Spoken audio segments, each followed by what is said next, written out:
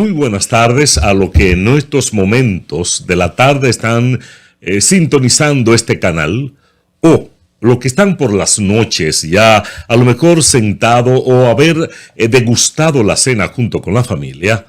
Para ustedes es buenas noches, pero a lo que a lo mejor en estos momentos están preparándose de mañanita para ir a su trabajo, para ustedes es buenos días. Buenos días para todos ustedes y bienvenidos a este su programa Cultura y algo más, donde queremos llevarle no solamente entretenimiento, pero más bien cultura y conocimiento para la comunidad de Lawrence. En esta oportunidad queremos entrevistar a una persona, a mi modo de ver, uno de los intelectuales más sólidos que posee la comunidad lorenciana. Él tiene una trayectoria de larga data en diferentes partes de la vida social de la ciudad. Nos referimos nada más y nada menos que a Asdrúbal Tejeda. Bienvenido con nosotros, Asdrúbal. Padre, gracias por su bienvenida. Es bueno señalar, como usted dice y aduce, en el principio del programa, los que van de día, los que van de tarde y los que van de noche. Eso implica realmente lo que es la vida. Una quimera, una ilusión, una manera de no saber, de interpretar el destino del ser humano. Cuando para algunos es de día, para otros es mediodía, y para otros el más crepúsculo. le está llegando el crepúsculo. la noche. Como es el caso mío, que ya la noche me está llegando. Son pocas las mañanas, muchos las noches. No, estamos en el otoño de la vida. Así es. Y me quedo, bueno, estoy hablando con una persona intelectual, pero que ahora mismo el alma de poeta no le ha abandonado. Y queremos conocer a la persona, no solamente al poeta, no al filósofo, sino a la persona en sí. ¿Quién es Asdrúbal Tejeda? ¿Cuál es la pasión que identifica a Asdrúbal Tejeda? Padre, Asdrúbal Tejeda es un ser humano común y corriente que adora sus raíces de manera profunda, que no deja de pensar todos los días antes de salir en la profundidad del amor que le tuve a mi mamá, y que de alguna manera ella conduce el sistema de mi vida. Y una de las cosas que me gusta es ser precisamente yo dentro de ese parámetro de ser normal. Dentro de ese parámetro de ser normal, Asdrúbal se cría, una expresión muy interesante, se desarrolla en las lomas de esa hermosísima región de Ocoa. Y queríamos preguntarte, ¿qué particularidad, qué encuentro, cómo fue tu relación con el ícono religioso de San José de Ocoa, el Padre King? El padre, aparte de ser un ejemplo, era un hombre muy que le gustaba interactuar con las personas, sobre todo con los ateos. Él llegaba con su manera tan genuina de darse a los demás y te hacía ir a la iglesia. De hecho, yo fui monaguillo con el padre. ¿Tú fuiste monaguillo? Sí, yo fui monaguillo, padre. Padre, sí. Tú fuiste monaguillo. Sí, padre. Sí. Pero la verdad es que había que felicitar al Padre Quinn. Sí. E iba con él a las diferentes actividades, a diferentes campos. Recuerdo una vez que un día de finao, estando yo sentado en su camioneta, una camioneta gris que él guiaba, la puerta no cerraba muy bien y se abrió la puerta y yo salí despedido, agarrado de la puerta. Y él me decía, agárrate en lo que freno. Bueno, ya veo que tuviste anécdotas muy interesantes con el Padre Quinn. Y entonces de esa, me imagino que fue niñez y adolescencia que tuviste con el padre. Entonces, ¿cómo pasa Asdrúbal hacia el mundo de la izquierda? Desde el principio, cuando ingresé al liceo secundario, comenzamos, anteriormente a eso habían acercamientos, habían profundos acercamientos con amigos de la izquierda, Y ahí comenzamos entonces a bregar con la línea roja. Pacoredo. La línea roja. O la línea de... Ok, era de la línea de Mao. Sí. Ya. Sí. Ujú. Entonces, en este acercamiento, me imagino que eso fue en la escuela secundaria. En la escuela secundaria, sí. Cuando llegas a la universidad, ¿acepta las lides o sencillamente después que sale es que abraza el concepto de la izquierda? No. El concepto de la izquierda es una línea muy delgada, pero le explico. Yo salí de República Dominicana el 10 de octubre del 1974, a raíz de la llegada del coronel Camaño a San José de Ocoa en el 72-73. Pero la invasión a Playa Caracoles no fue en el 73. Sí, entonces mi papá estuvo preso y yo estuve siendo buscado. Pero estaba siendo buscado por ser hijo de él o sencillamente porque estabas involucrado en actividades. Estábamos involucrados en actividades, aunque no conocíamos el proyecto del coronel Camaño, ni estábamos tampoco en el grupo de sostén del coronel Camaño. Ya la izquierda era un asunto aéreo donde nosotros nos juntábamos para hacer manifestaciones de una manera u otra, pero de ahí de estar formalmente organizado, no. Acontece que yo era el jefe de los scouts, que en ese grupo era muy frecuente el trabajo comunitario y habíamos ido a un sitio que le decían Río Abajo, que ya desapareció, para hacer el río la presa, y estando ahí en ese convivio con los scouts, yo me puse malo porque me dieron un moro, y al moro, en vez de echarle aceite, le echaron gas. ¡Gas! Y me llevaron en parihuela a mi casa. Y estando ahí en mi casa, llegaron los militares, y ahí debajo de mi cama yo tenía una mochila, una bandera dominicana, una cantimplora. O sea, que tú estabas preparado para irte para las lomas. Óigame, si llegan y recubren todo eso, pero entonces me vieron a mí tan indefenso, tan cosa, se llevaron a mi papá. Mi papá tiene 99 años, un hombre vigoroso, le tengo una gran admiración, un gran respeto, siempre ha sido él. Fue miembro fundador del PRD en Ocoa, en tiempos que llegó el PRD a República Dominicana. ¿Y cómo se da esa dicotomía? Si sencillamente tenía afinidad con la izquierda y termina en el PRD. Bueno, mi papá. Ok. En mi caso mi mamá fue profesora durante muchísimos años. Yo provengo de una familia de profesores.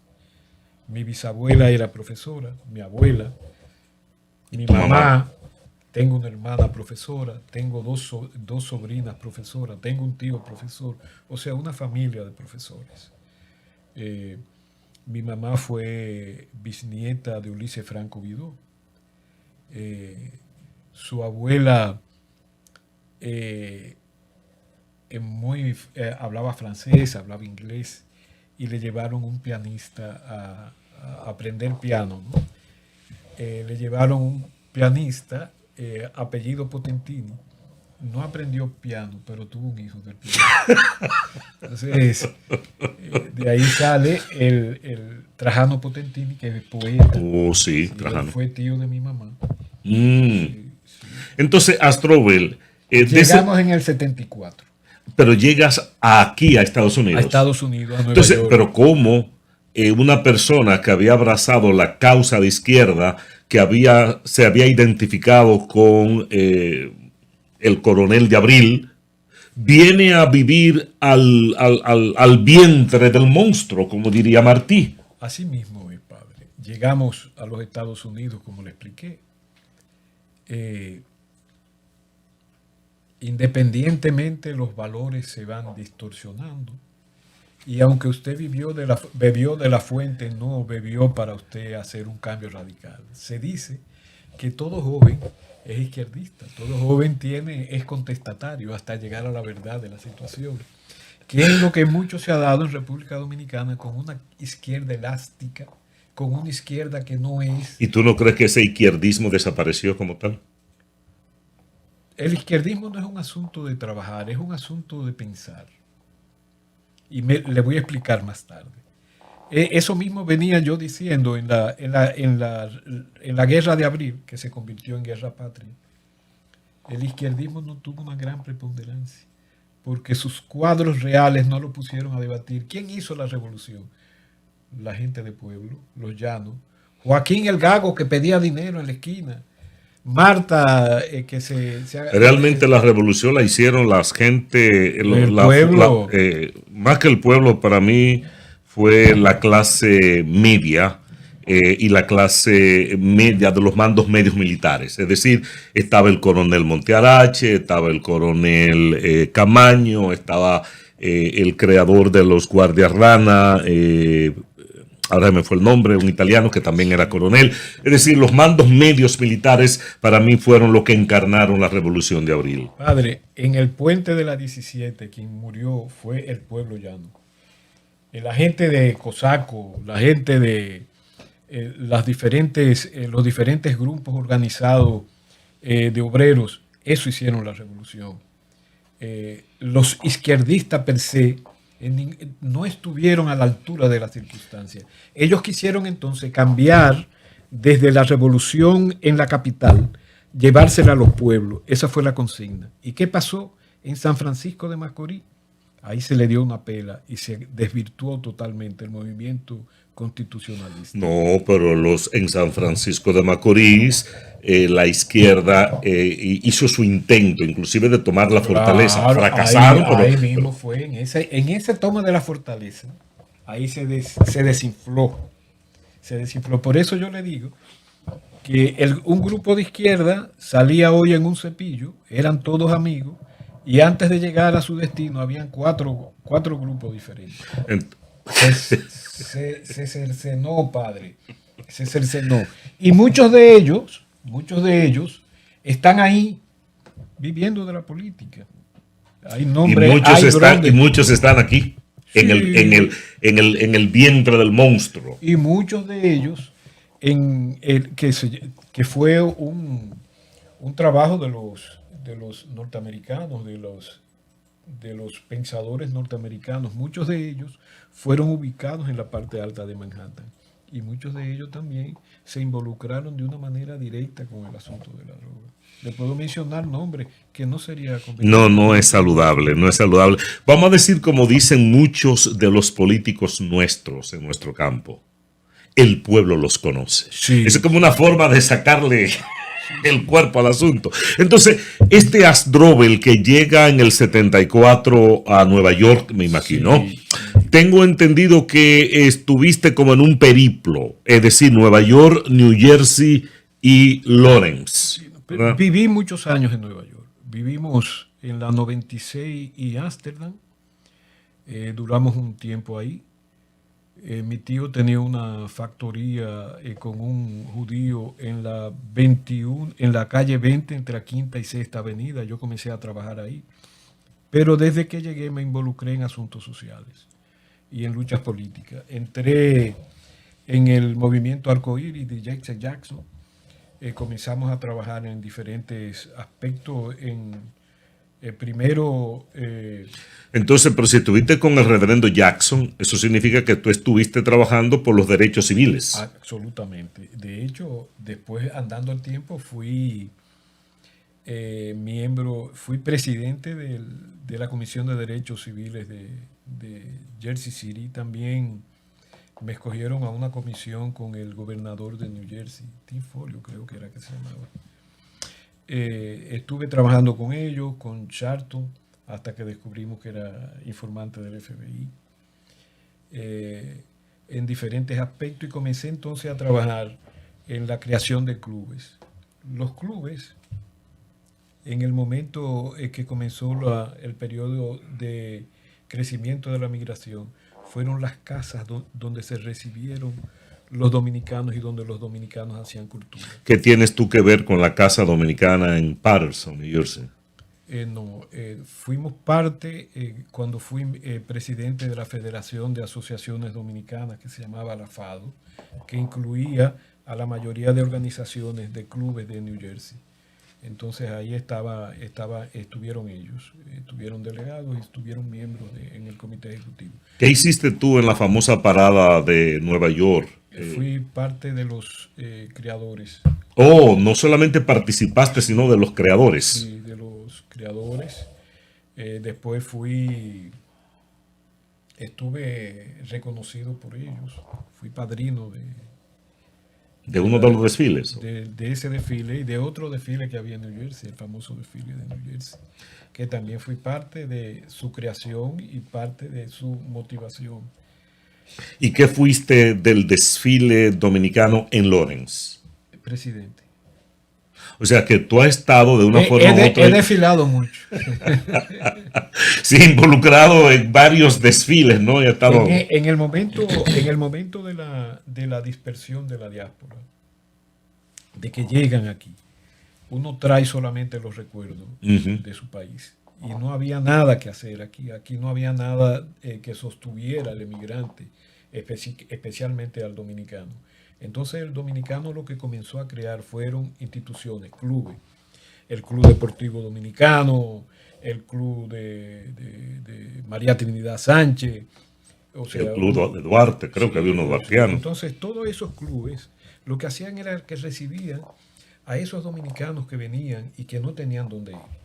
Al principio lo que habían era 1 o 2 bodegas dominicanas. ¿Dónde? En la parte alta de Manhattan. Incluso había una que se hizo en el 59, donde se reunían muchísimos, algunos dominicanos que salieron de ahí para Cuba, padre, para estar en Cuba también. Esa gente eran izquierdistas. Pues podría en ese grupo estar el bonaerense que bueno, murió en estos días, pero que fue uno de los sobrevivientes de la invasión de Cayo Confite. No le sé decir con exactitud, pero sí le puedo decir. Mayobanex, Vargas y Vargas. No, yo no creo que estuviera. Sí, no. Okay. Un gran amigo nuestro, padre. Bueno, falleció ya, sí. El dominicano, las bodegas, como usted la ve, eran los famosos delicatessen de los italianos. Los italianos, desde tiempos del imperio, donde quiera que iban, se llevaban sus pequeños colmados. En ese caso, bodega. Bodega se llama por el hecho de que los trabajadores que tenían los italianos en la parte, donde quiera que tenían delicatessen, fueron puertorriqueños. Que los puertorriqueños vinieron aquí en el 1930 con ciudadanía por el asunto del deal, ¿no? El acuerdo sí, ser un Estado libre asociado. Porque recuérdese que en el 1898 Puerto Rico, Estados Unidos hizo la guerra hispanoamericana y se invadió lo que se conoce como la última guerra romántica. Sí, y invadió Puerto Rico. Y de ahí se le da el sustento. Perdón, tú sabes que de lo que se dice de la guerra romántica, porque el capitán de la Guardia Española, porque Puerto Rico no tuvo una independencia real, pasó de una potencia a otra. Entonces el capitán de la Guardia Marítima Española le entregó el sable al capitán norteamericano. Pues entonces los puertorriqueños que pasaron muchísimos trabajos, padre, vinieron aquí, comenzaron a venir a partir del 1917. Ya tenían ciudadanía norteamericana y se concretiza con los acuerdos que hicieron en 1930, 29 y 30. Y comenzaron a desplazarse a la ciudad de Nueva York. Nos abrieron el camino. Nos abrieron el camino a nosotros, le abrieron el camino a los latinoamericanos y cogieron todas las luchas habidas y por haber.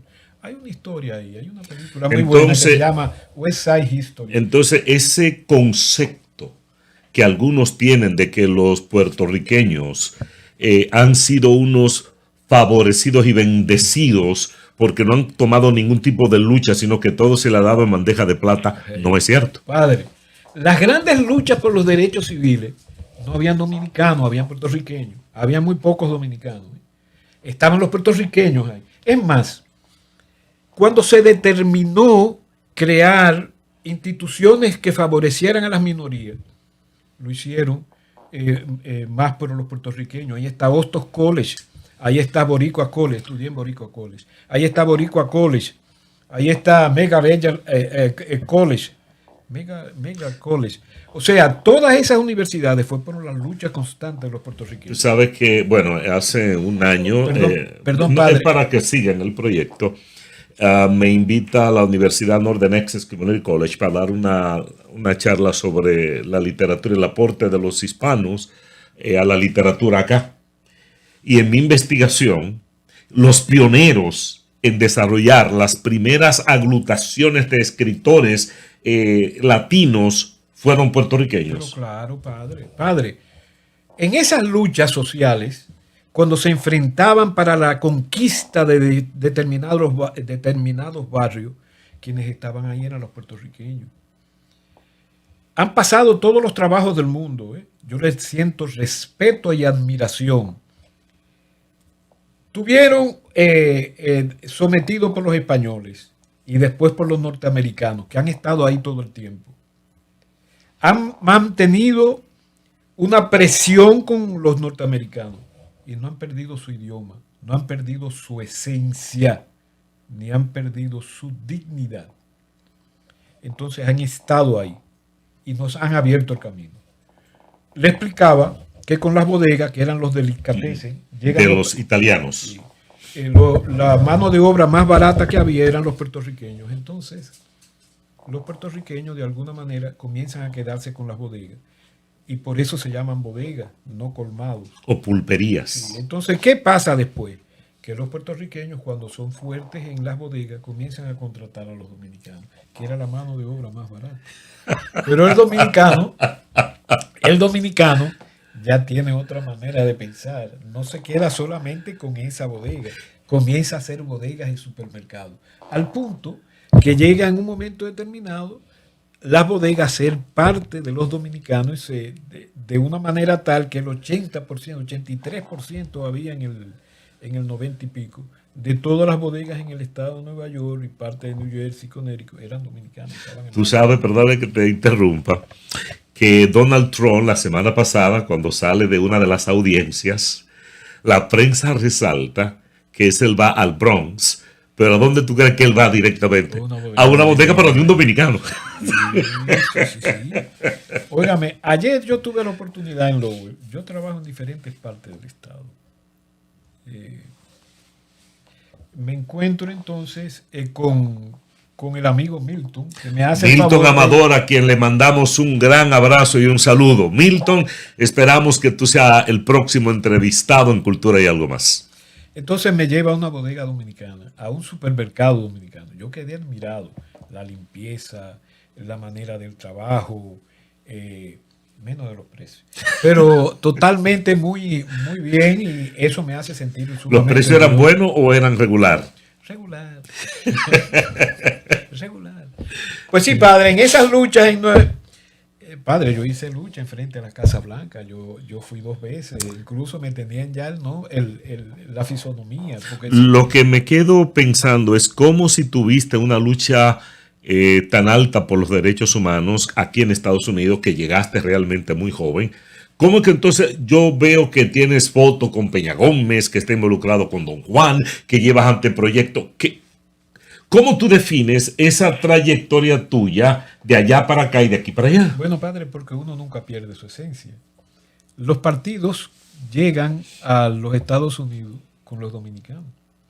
En la parte alta de Manhattan comenzaron a llegar los partidos y yo, renuente a los partidos, comencé a atacarlos porque yo entendía que al llegar los partidos se iban a desaparecer las esencias de los clubes y demás cosas. Y en los clubes que los intelectuales le tenían pavor, se iban de ahí porque la gente lo que quería era jugador. Dominó. Pero era el enlace social del dominicano. La hija del dominicano que llegó y se casaba con el hijo del dominicano. Entonces, ese era el enlace social. Y entonces comenzaban a hacer sus pequeñas cosas culturales, a crecer, a demostrar su esencia dominicana al mundo. Y ahí comenzaron a crear las cosas. De ahí es que nace entonces el desfile dominicano. Con estos políticos, ustedes lo traían, ellos llegaban. Comenzaron a llegar como quien no quiere las cosas. Y entonces comenzaron a crearse, sobre todo el PRD y el Partido Reformista comenzaron a crear cuadros y a crear instituciones que iban a los clubes. Y en los clubes era que se reunían. Al final hicieron sus propias cosas. Pero eso está tan fuerte hoy día que se sabe que la diáspora dominicana en Estados Unidos puede variar las elecciones. Sí, padre, pero también tiene su cocorica, ¿no? ¿Cómo cuál?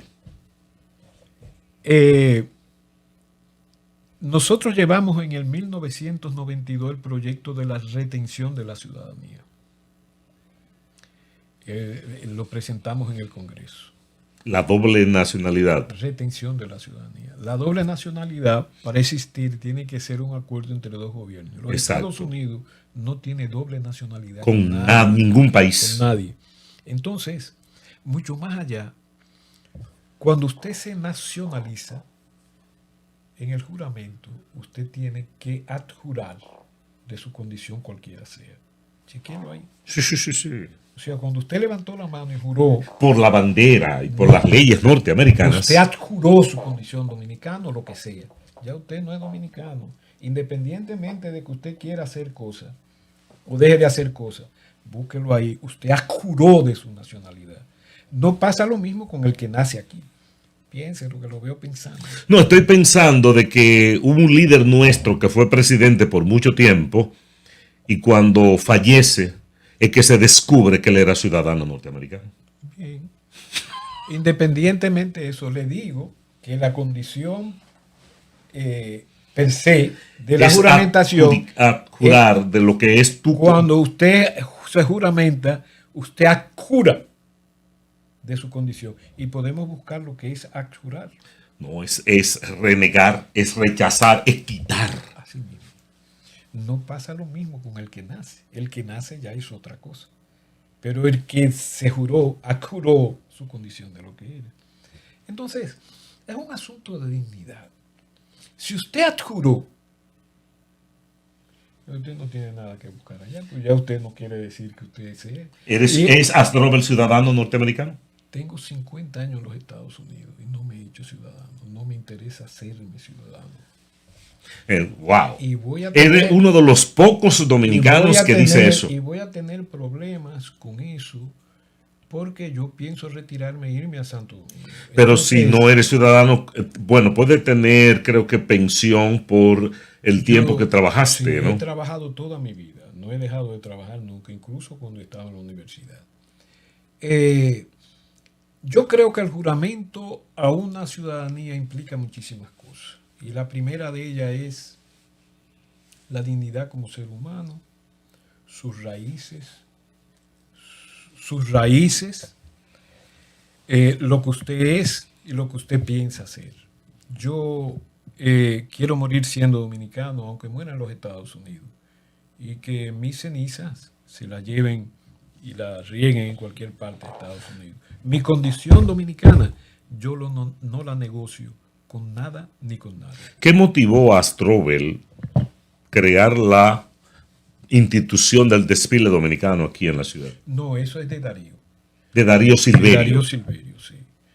Lo que yo tuve el honor de crear fue la Feria del Libro, que usted fue presidente, y se hizo en el desfile. Cuando fui presidente del desfile, escogimos las cosas que debíamos hacer. Y yo, como me han gustado leer mis libritos de vez en cuando, entendía que lo importante era crear una Feria del Libro. Que fue la primera en los Estados Unidos. Creo que, bueno, ¿quién fue el primer presidente de la feria? El primer presidente de la feria... ¿No sería María? No. El primer presidente de la feria no era el presidente del desfile dominicano, que en ese caso era yo. Eras tú. Entonces se tenía una encargada que fue Beatriz. O la primera encargada del desfile fue Beatriz Pérez. Sí. Interesante. Y después de ahí entonces el segundo, no hubo segundo. Yo sé que usted fue el primer presidente del desfile. No, yo no fui presidente del desfile. Perdón, de la feria. Usted fue el primer presidente. No, no creo, habían antes de mí, había. No, lo que seguía siendo el presidente del desfile era el presidente De la feria. y se ponía un encargado. Entonces a usted le cupo el honor de ser el primer presidente de la Feria del Libro. De la Feria del Libro. Que se quedó en el aire, padre, porque todo lo que hemos hecho aquí no se ha puesto en el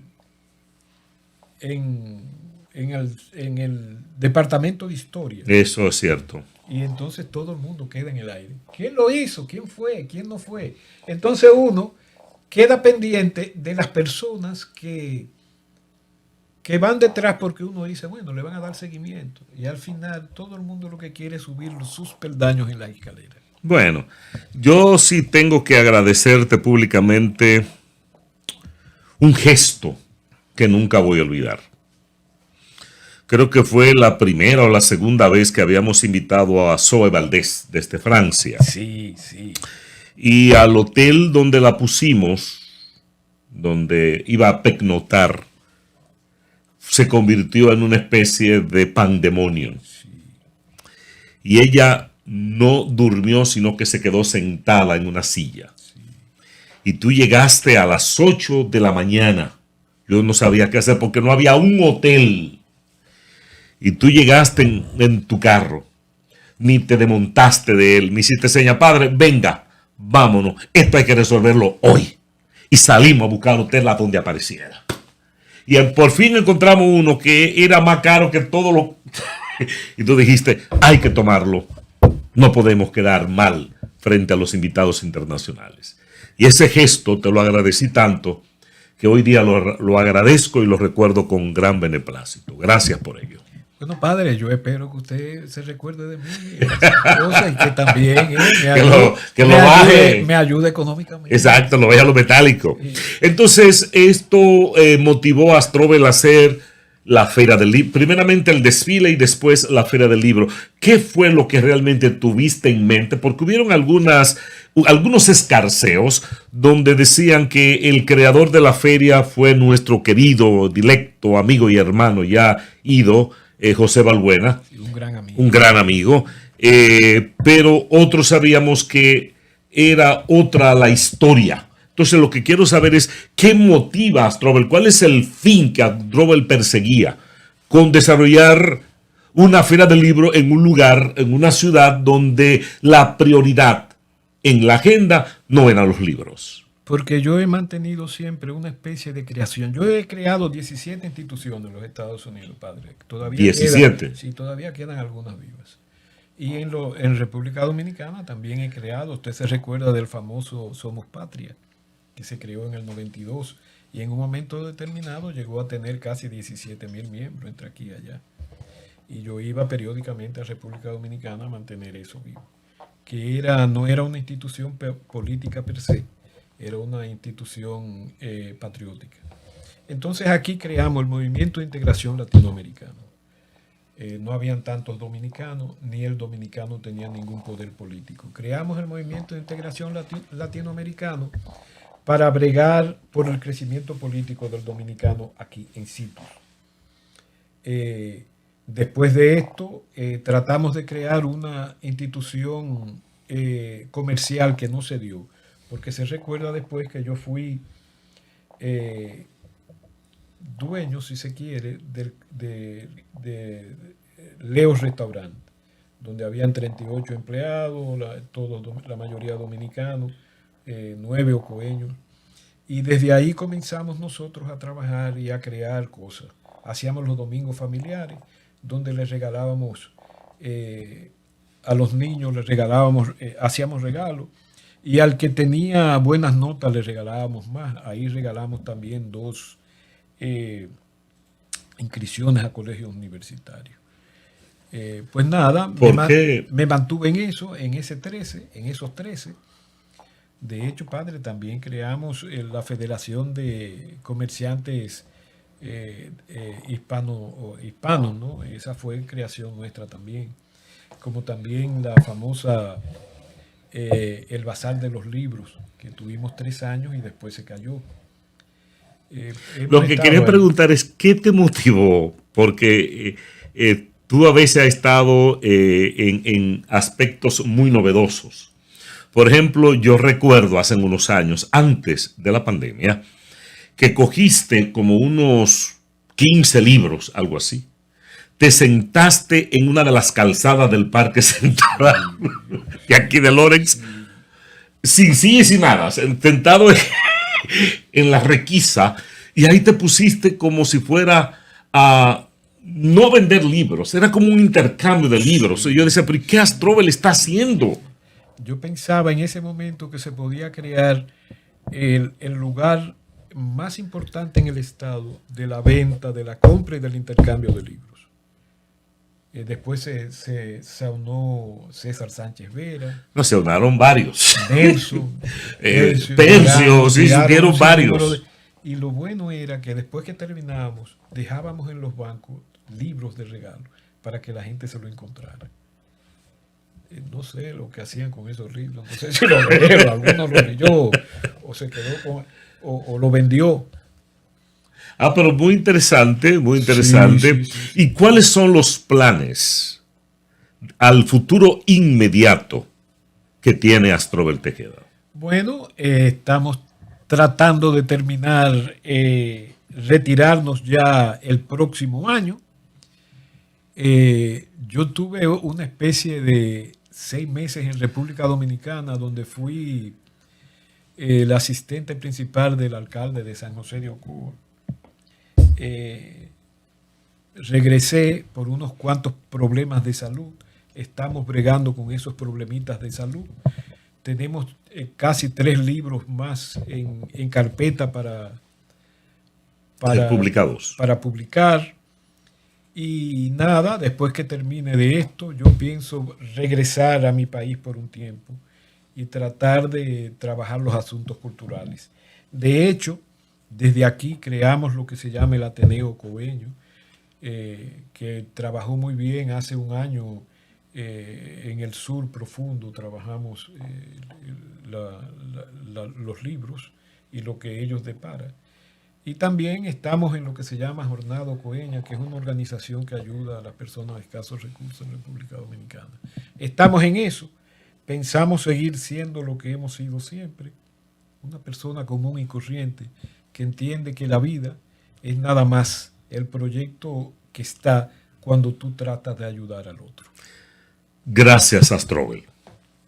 Gracias por comparecer y estar con nosotros para que el pueblo, una vez más, de Lawrence pueda conocer a Astrovel Tejeda, el poeta, el filósofo, el soñador y el hombre que no ha perdido sus raíces. Gracias y hasta la próxima entrega de Cultura y algo más.